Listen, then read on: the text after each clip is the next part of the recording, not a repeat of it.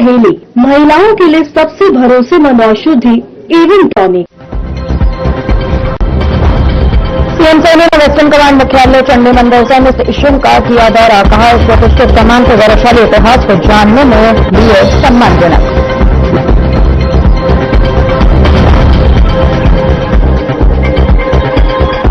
माता सावित्रीबाई फुले की जयंती, सीएम नायब सिंह सैनी ने किया सावित्रीबाई फुले को नमन। कहा, उनका संघर्ष हम सभी के लिए प्रेरणा का स्रोत।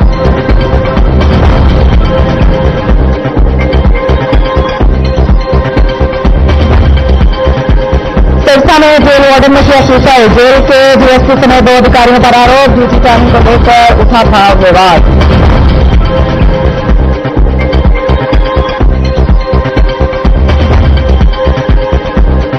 गुरुग्राम में भगवान के घर में हुई चोरी। दुर्गा मंदिर परिसर में रखे दान पात्र को चोरों ने बनाया निशाना। सीसीटीवी में कैद हुई चोरों की पूरी वारदात।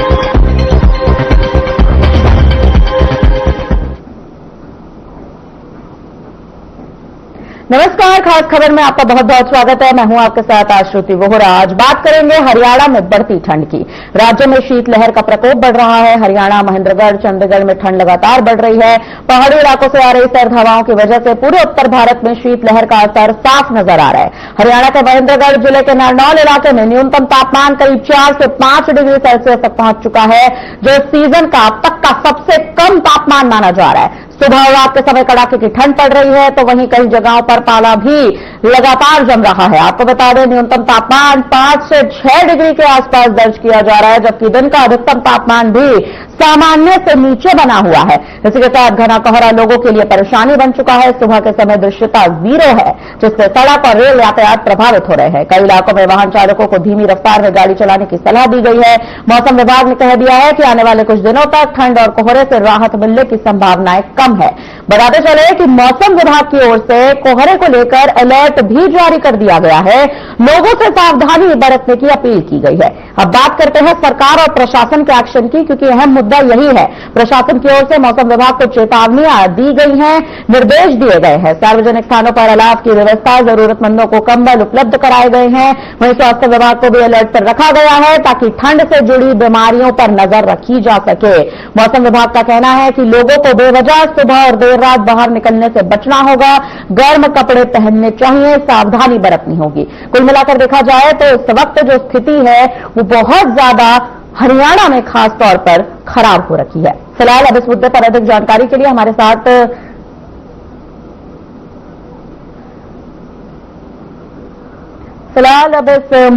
हमारे संवाददाता हमारे साथ जुड़ते नजर आ रहे हैं। आपको बता दें, हमारे साथ हरि सिंह इस वक्त जुड़ रहे हैं महेंद्रगढ़ से। ओपी शर्मा हमारे साथ जुड़ रहे हैं चंडीगढ़ से। फोनों के जरिए ओपी शर्मा हमारे साथ जुड़ते नजर आएंगे। पहला सवाल ओपी शर्मा जी आपसे मेरा रहेगा, चंडीगढ़ में ठंड है, कोहरे की मौजूदा स्थिति इस वक्त हरियाणा में बेहद खराब है। क्या आपको स्थिति यहां पर दिख रही है? आखिर हरियाणा में इस वक्त जो ठंड और कोहरे की स्थिति है, प्रशासन का यहां पर आखिर क्या एक्शन देखने को मिल रहा है?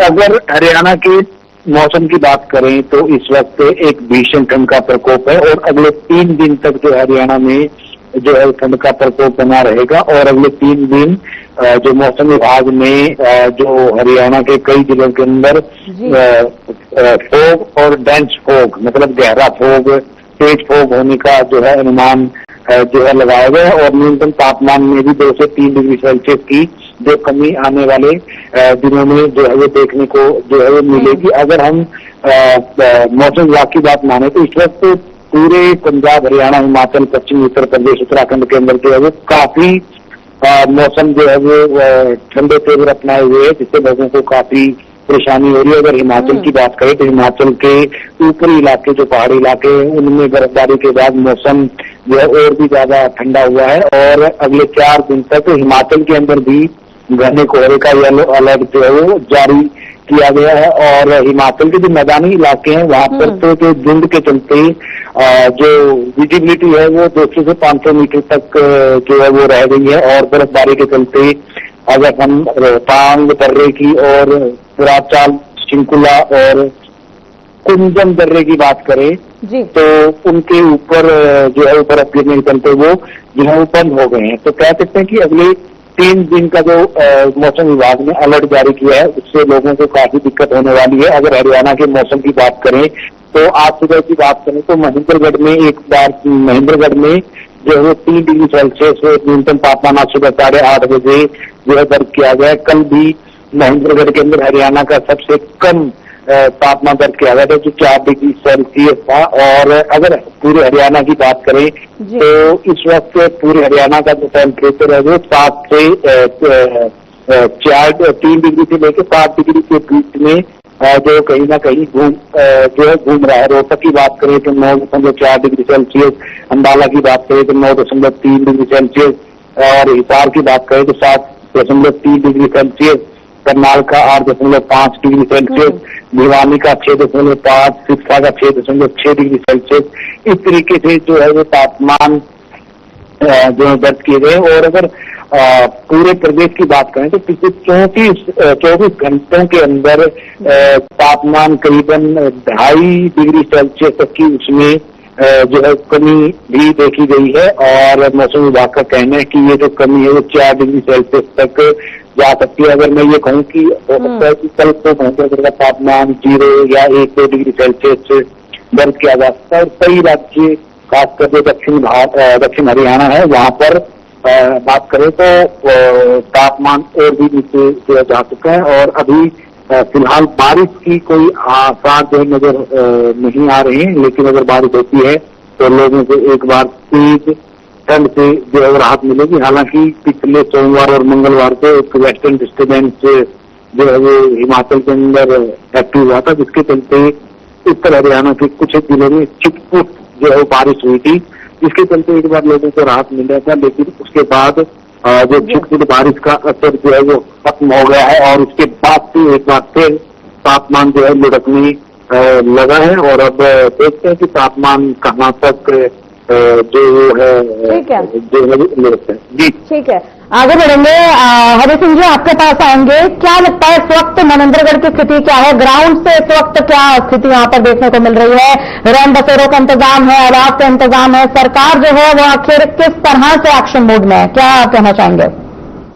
जी, अगर बात की जाए आज की अगर मौसम को लेकर तो मौसम जो है बिल्कुल साफ सुथरा है, और जो है मौसम बिल्कुल साफ सुथरा है। लेकिन अगर बात की जाए जैसे शाम होती होती यहाँ पे जो बारिश की हल्की हल्की बूंदाबांदी भी दिखाई दी, जिसकी वजह से सर्दी जो है वो बहुत तेज हो जाती है, और उसी के कारण जो है लोग अपने घरों से बाहर नहीं निकलते। अगर बात की जाए ये अरावली चित्र है, और इसी वजह से जो है मौसम बदलता रहता है। लेकिन अगर हाल फिलहाल की अगर हम बात करते तो फिलहाल बहुत अच्छी धूप निकली हुई है, और मौसम जो बिल्कुल साफ सुथरा है। और रही बात जैसे मैंने आपने पूछा रैन बसेरे हैं या और भी कुछ है, यहाँ पे भी लोग जो सर्दी का मौसम है, जैसे बस स्टैंड है उनके आसपास में लोग रहते हैं, और वहाँ पे जैसे रात को उनकी बसें वगैरह निकल जाती है तो वो किसी न किसी तरह से जो इंतजाम किए गए हैं, पुख्ता इंतजाम किए गए हैं, और वहाँ पे उनको गर्म पानी के लिए सुविधा उपलब्ध कराई गई है, बिस्तर वगैरह सब मैनेजमेंट किया गया है। अगर बात की जाए मौसम की बीते 2 दिनों की अगर मैं बात करूँ, बीते 2 दिनों में हल्की बूंदाबांदी यहाँ देखने को मिली है, जिसकी वजह से एक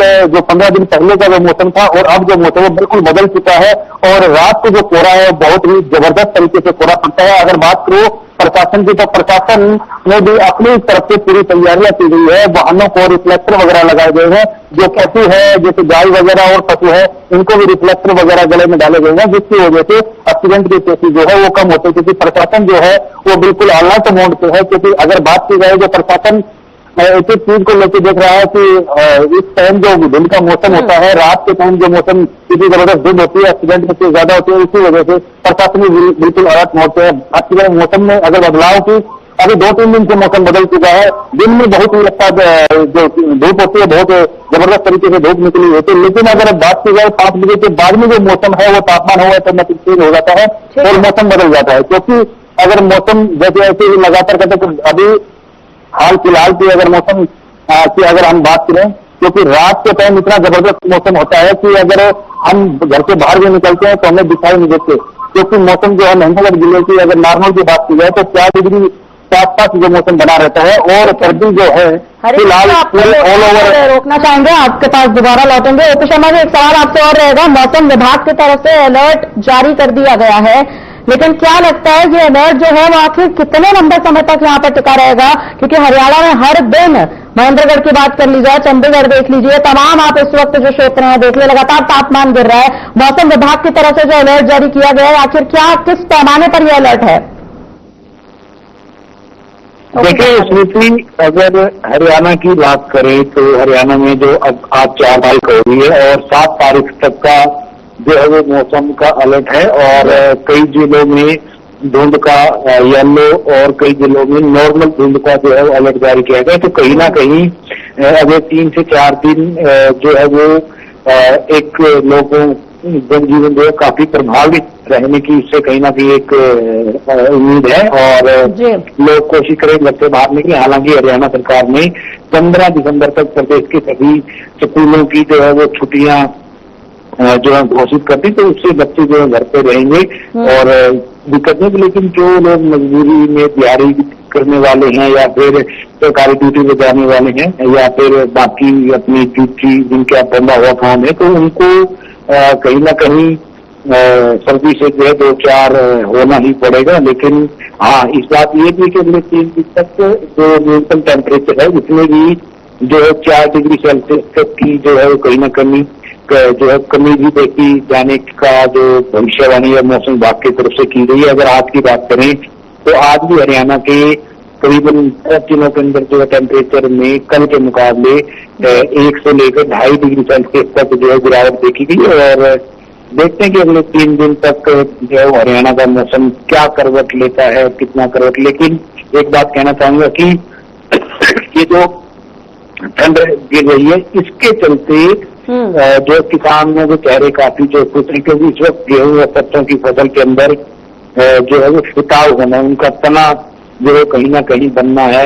तो पिछले कुछ दिनों से जो ज्यादा सर्दी या फिर धुंध नहीं गिरी थी, जिसके चलते जो फसल है वो काफी प्रभावित हो रही थी। लेकिन अब जो धुंध एक साथ बढ़ी है तो किसानों को भी जो काफी फायदा होगा। खेत में एक बार पानी लगाने पर उसका लंबे टाइम तक जो है असर रहेगा। अगर गेहूं, सरसों या बाकी फसलों की जड़ों में ज्यादा लंबे टाइम तक नमी रहेगी तो वो ज्यादा मजबूत होकर निकलेंगे, और जब वो ज्यादा मजबूत होंगे तो फिर उनके अंदर जो है वो पैदावार भी जो है वो कहीं ना कहीं ज्यादा होगी। तो कह सकते हैं कि एक आम जनजीवन कहीं प्रभावित जरूर है, लेकिन किसानों को आपको रोकना चाहेंगे यहाँ पे।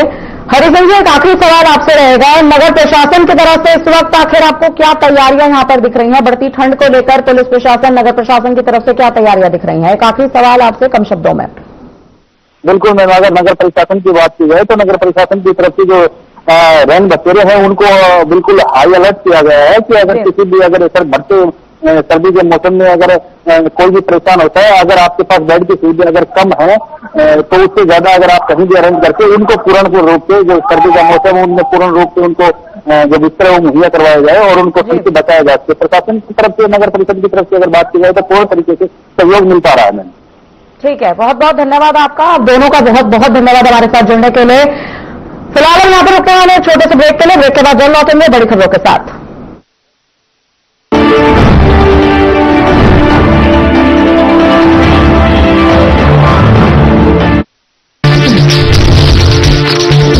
साधना इंस्टीट्यूट के छात्र हर साल नए नए जगहों पर, नए नए संस्थानों पर काम करने के लिए जाते हैं, उन्हें प्लेसमेंट मिलता है और साथ ही साथ वो संस्थानों का और साधना इंस्टीट्यूट का नाम भी रोशन करते हैं। तो अगर आप इलेक्ट्रॉनिक मीडिया, मास कम्युनिकेशन में अपना करियर बनाना चाहते हैं तो साधना इंस्टीट्यूट आपके लिए एक सबसे बढ़िया विकल्प है।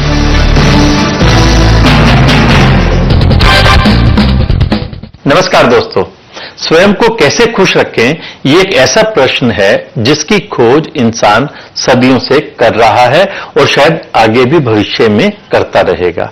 क्या ये संभव है कि स्वयं को खुश रखने के लिए आप ये इच्छा ही त्याग दो, इस दिशा में सोचना या प्रयास करना ही छोड़ दो? सुनने में अजीब लगेगा, लेकिन यदि आप ऐसा करते हैं तो कुछ समय बाद आप स्वयं में अपने अंदर डीप प्लेजर, एक तरह की सेल्फ सेटिस्फेक्शन या कहीं प्रसन्नता महसूस करेंगे। यदि आप दूसरों से अपनी तुलना करना छोड़ देंगे, समय के साथ कदम मिलाकर चलेंगे, नकारात्मक विचारों को या ऐसे लोगों को जो नेगेटिव थॉट्स वाले हैं उनका साथ छोड़ देंगे, तो आप पाएंगे कि आप स्वयं में परिपूर्ण हैं, कंप्लीट हैं। आप पाएंगे कि लाखों आपसे बेहतर होंगे, लेकिन आप भी तो करोड़ों से बेहतर हैं। अक्सर हम अपनी खुशियों का रिमोट कंट्रोल दूसरे के हाथों में दे देते हैं। वो आते हैं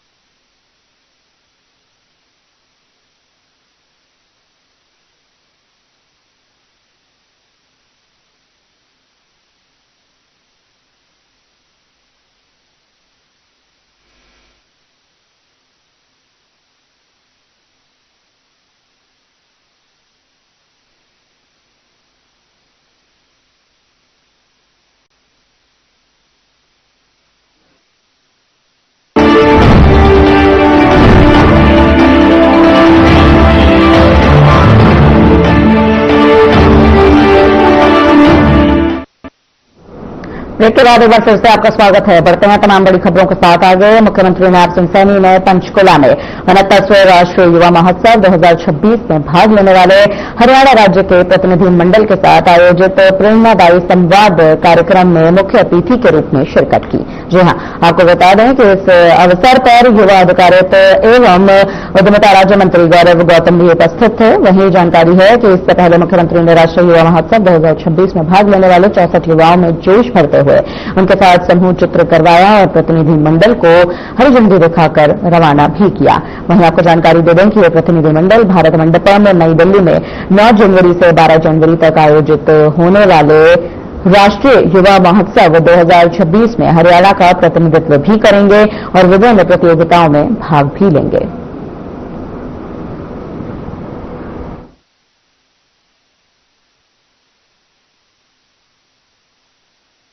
हम सब इस बात को भी जानते हैं कि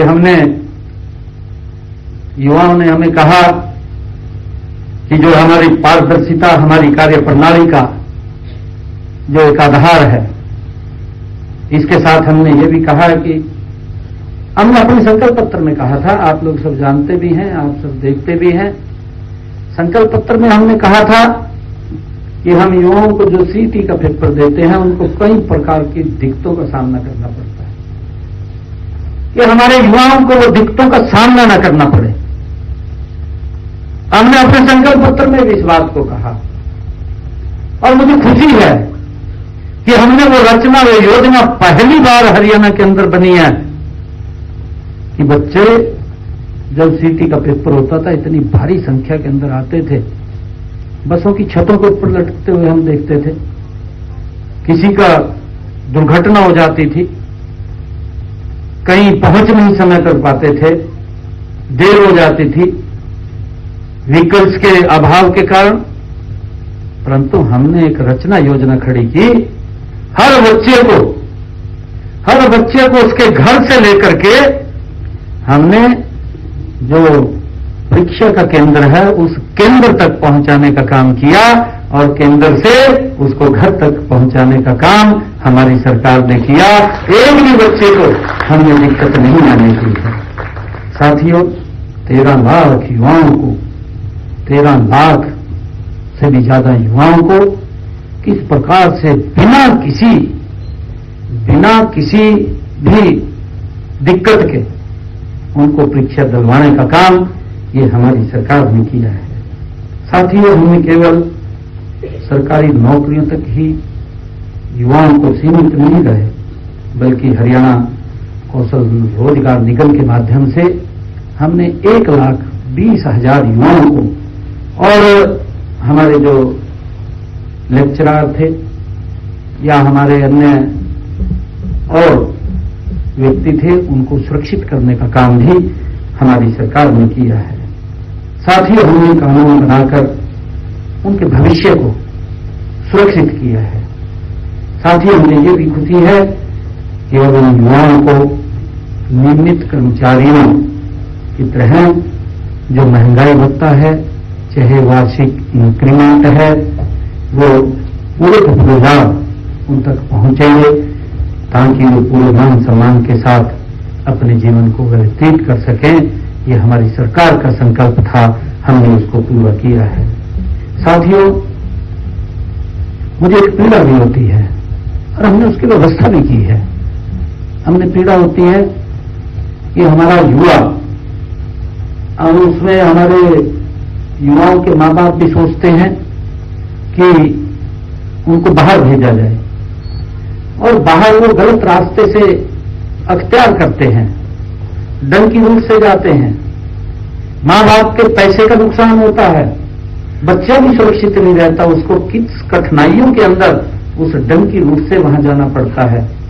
और वहां की स्थितियां ऐसी होती हैं कि उसको काम मिले या ना मिले, डिपोर्ट हो जाता है, वापिस आ जाता है, और भारी भयानक समस्या खड़ी हो जाती है।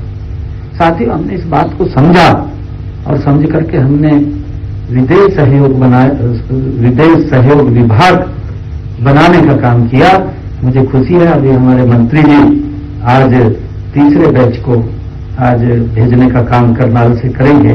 लगभग 300, 350, 250 बच्चों को आज कोई किराया, उनका पैसा नहीं लग रहा, माँ बाप का कोई पैसा नहीं लगता, मात्र टिकट लगता है। भारत से जिस देश में वो जाएंगे उसका टिकट लगेगा और उसका पूरा रिकॉर्ड हमारे पास है। हमने ऐसा सिस्टम बनाया है कि अगर बच्चे को कोई दिक्कत आती है, हरियाणा सरकार, केंद्र सरकार के ध्यान में है कि ये बच्चे को दिक्कत है, उसकी हेल्प आदरणीय प्रधानमंत्री जी पहले भी करते हैं, परंतु उसको हम कोई दिक्कत नहीं आने देंगे। एक ठीक रास्ते का निर्माण हमने किया है, और मैं चाहूंगा कि युवाओं को भी मैं आज आपके माध्यम से अपील करूंगा कि उस गलत रास्ते के ऊपर मत चलिए। उस गलत रास्ते पर मैं माँ बाप से भी कहूंगा कि उनको मत भेजिए, आप ठीक रास्ते को चुनिए।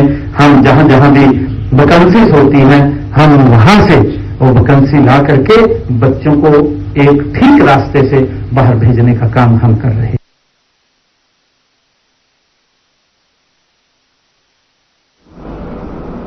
हरियाणा के सीएम नायब सिंह सैनी ने वेस्टर्न कमांड मुख्यालय चंडीमंदिर सैन्य स्टेशन का दौरा किया है। इस दौरान उन्होंने ये भी कहा कि भारत की इस प्रतिष्ठित कमान के गौरवशाली इतिहास को जानने का अनुभव अत्यंत सम्मानजनक रहा। इस मौके पर कमान के ऑपरेशन सिंदूर और वहीं बताते चले ऑपरेशन राहत के दौरान प्रदत्त मानवीय सहायता, युवा संपर्क कार्यक्रम, लॉजिस्टिक्स सपोर्ट, अधिकीकरण की पहल और नए प्रौद्योगिकों के समावेश जैसे कार्यों पर भी चर्चा की गई है।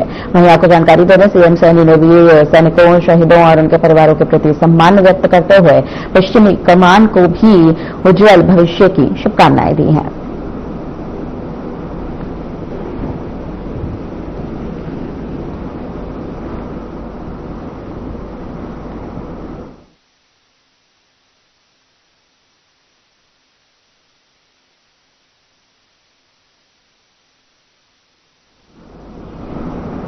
हरियाणा के मुख्यमंत्री नायब सिंह सैनी ने चंडीमंदिर सैन्य स्टेशन स्थित वेस्टर्न कमांड मुख्यालय का दौरा किया है, जहां उनका स्वागत आर्मी कमांडर्स ने किया। उनका स्वागत लेफ्टिनेंट जनरल मनोज कुमार कटियार ने भी किया। वहीं आपको बता दें, सीएम सैनी के इस दौरे के दौरान मुख्यमंत्री को वेस्टर्न कमांड के गौरवमय इतिहास, प्रमुख सैन्य अभियानों, ऑपरेशन सिंदूर और राहत के दौरान की गई मानवीय सहायता यानी कि भर्ती रैलियों और वहीं आधुनिकीकरण की पहलों की भी जानकारी दी गई। वहीं बताते चले, उन्होंने पूर्व सैनिकों के कल्याण हेतु किए गए प्रयासों की भी सराहना की है।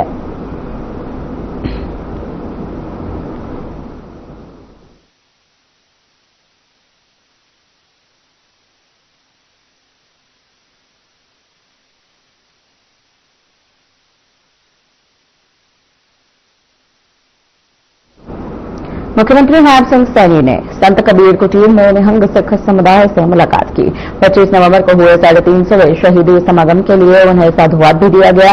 इस मौके पर मुख्यमंत्री ने कहा कि उनकी सरकार ने 1984 सिख विरोधी दंगों के पीड़ितों को नौकरी देने का प्रावधान भी किया है।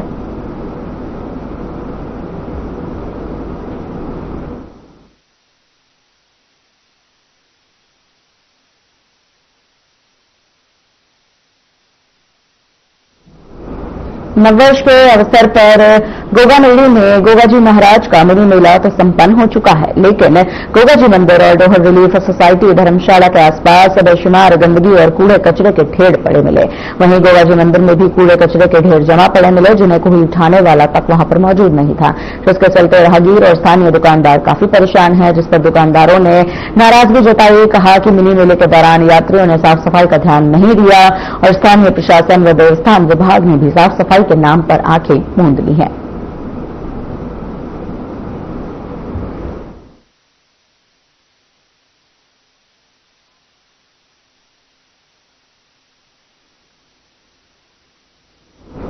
फिलहाल के लिए इस बुलेटिन में इतना ही। मुझे दीजिए इजाजत। नमस्कार।